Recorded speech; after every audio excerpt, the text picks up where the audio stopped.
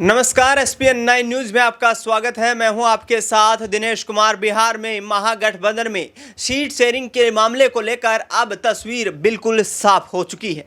आपको बता दें कि बिहार में 40 लोकसभा की सीटें आती हैं, जहां पर 26 सीटों पर आरजेडी चुनाव लड़ती हुई दिखाई देगी।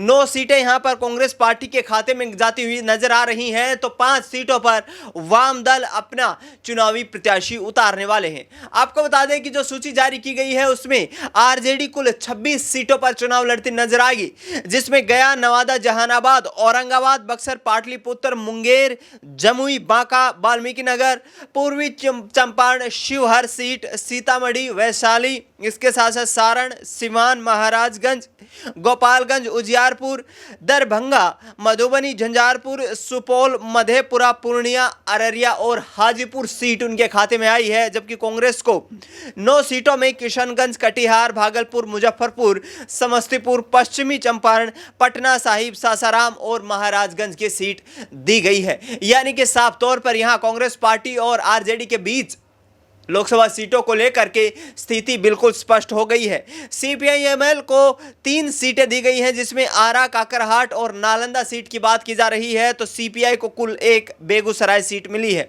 जबकि सीपीआई-एम को खगड़िया सीट उनके खाते में लोकसभा चुनाव के दरमियान गई है। लेकिन आपको बता दें कि जिस तरीके से पिछले दिनों बिहार में बड़ा उलटफेर देखने को मिला, जिसमें मुकेश सहनी और पशुपति पारस को जिस तरीके से एनडीए गठबंधन में एक भी सीट नहीं दी गई, उसके बाद पशुपति पारस ने 5 सीटों पर चुनाव लड़ने की इच्छा प्रकट की। तो दूसरी तरफ बात करें, यहां पर मुकेश सहनी भी 3 सीटों को लेकर यहां पर मांग करते हुए नजर आए।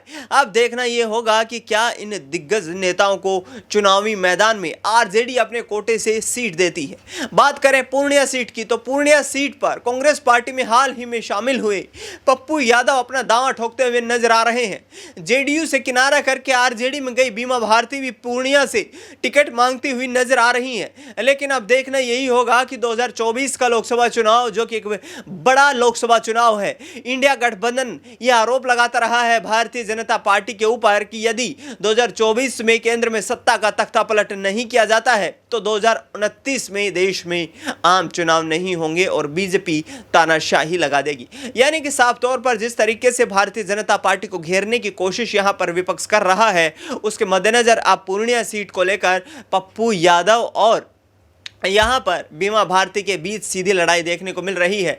पप्पू यादव ये पूरा क्लियर ऐलान कर चुके हैं कि यदि पूर्णिया सीट से मुझे टिकट नहीं दिया जाता है तो भी मैं चुनाव में मैदान में उतरूंगा, और चाहे मुझे निर्दलीय प्रत्याशी के तौर पर नामांकन भरना पड़े।